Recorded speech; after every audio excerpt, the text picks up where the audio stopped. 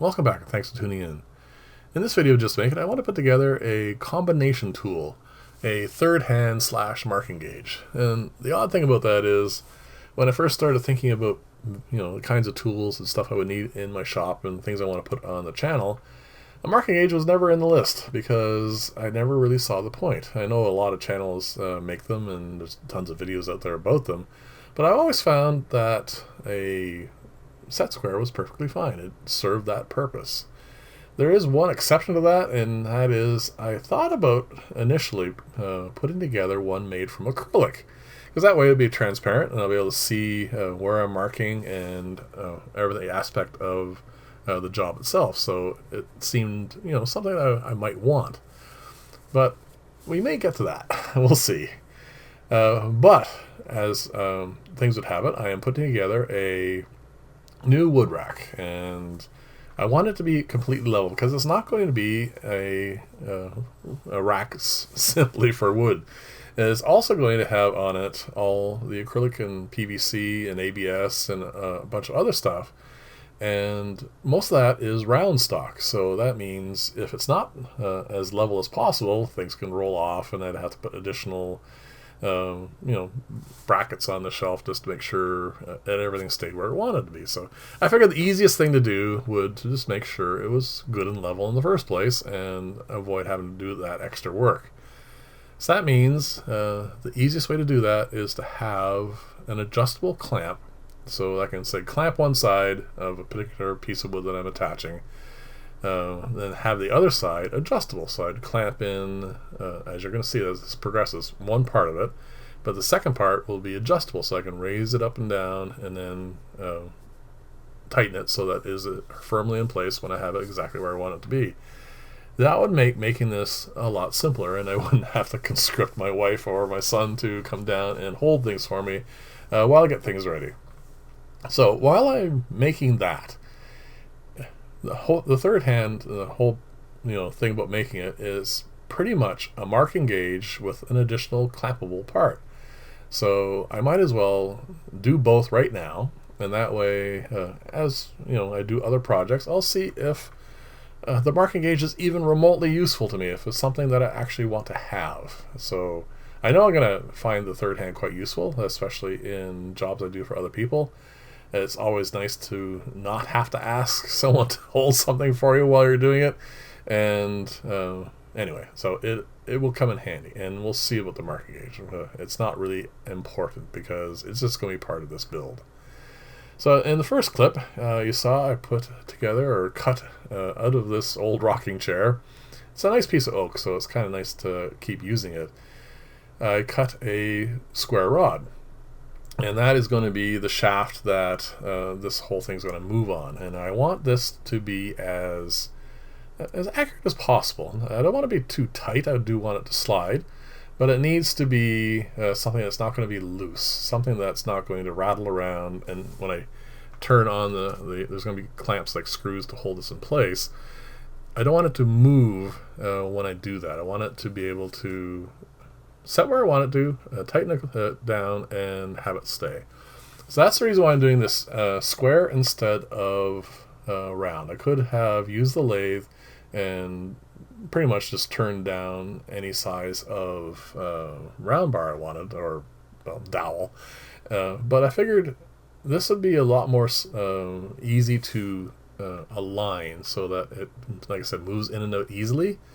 I suppose I could have done it the other way, but then again, if I'm ever going to use the marking gauge part of this, it has to, well, they're almost always flat so that you can put stuff into them, and when it sits against the work, it doesn't have that rolling aspect to it.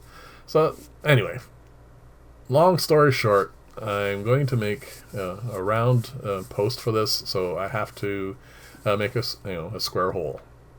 Now that could have been done a couple of different ways. I could have first drilled out a round hole and then chiseled it out, but I want, like I said, I want this to be really accurate. And also because I do want to test out some ways of being accurate with wood. I do an awful lot of milling with metal and even plastics, and I find the milling machine is obviously Far more accurate than a table saw for that sort of thing. So I want to first set this up, get this pieces glued into place, and then see how accurate it is. And you're going to see here in a few minutes that it is off by not a lot, but enough that it's noticeable. So what I want to do then is I'm going to strengthen these up a bit. I'm going to, once they've set here, I'm going to put a dowel into them so that they're nice and firmly solid, and then I'm going to put them on the milling machine, and I'm going to make sure that this path, this section that these are going to travel in, is going to be as snug as possible with not too much friction, and also straight. That's the important bit. I want it to be straight. So when I actually go to use this to level things out, I don't have a bit of wiggle in it, and we'll see if we can actually accomplish that. One thing I noticed as I was setting this up, though, there's a finish on this because it was an old rocker, right? So I went and that's why there's a bit of a clip change there. I went and sanded that all off just to make sure that I don't have any issues with this holding together, because I mean, this is only wood, it's not metal, so there's not going to be a tremendous amount of force on it when I use it in the milling machine, but there will be, more so than if I just was sanding it. So I want to make sure that it's, like I said, rigid. And a little extra bit of, making sure that the glue is not, or sorry, the old Varathane or whatever is on this is interfering with the glue is a good idea. So there you go. This is all going to set up now. And then the next step I'm going to do is I'm going to drill through these here and put in 2 dowels, just so that they're good and solid. Now, this is going to have to be broken up into multiple videos, because I do want to go over how the process for using a milling machine to square up stock, because I don't think anyone else really does that, and it's kind of interesting, and otherwise this video will be really, really long. So these are all set in here. I'm going to show you here in a second. I mean, it looks a little bit off. You can see that there. Not by a lot, but when you put the square up against this here, there. See that difference? It's not a lot, but it's enough that there be wiggle in this. And like I said, I don't want that. So that is the part that I want to get out. The saw itself, like the table saw, is, like I said, reasonably accurate, but it's nowhere near on this kind of level or scale. So I'm going to be a little bit more precise about this than I need to be for this point here. All I need to do actually is just use a hand drill and drill a hole in this. But I want to make sure it's good to square. That means the forces will be at the right alignment, and there you go. That's it. No reason other than that. So this was leveled and trued up to the bed of the milling machine.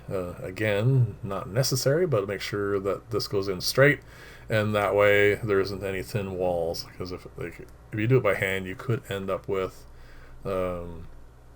it veering off a little bit, and this way it's, like I said, nice and straight and in the center, and it's going to be as strong as possible. And this particular one, I was going to drill all the way through. It is a bit smaller, but that's not really the main reason. I just wanted to make sure that there's enough meat there for everything. So there you go. I'm just going to put these on now, put the dowels in, and I'm going to let that set. In the next video, I am going to cut those off, and then I'm going to put them in the milling machine and show you that whole process of truing these up. And I mean truing them up not just in one dimension, but in 2. So I want to make sure that this is square all the way around. So definitely let me know what you think about all this in the comment section below. Please tune in to the next video. It should be up hopefully soon, and see how this turns out. I mean, I am kind of interested in getting, like I said, getting this as accurate as I can with wood. So again, thank you very much for watching. I'll see you in the next video, and bye for now.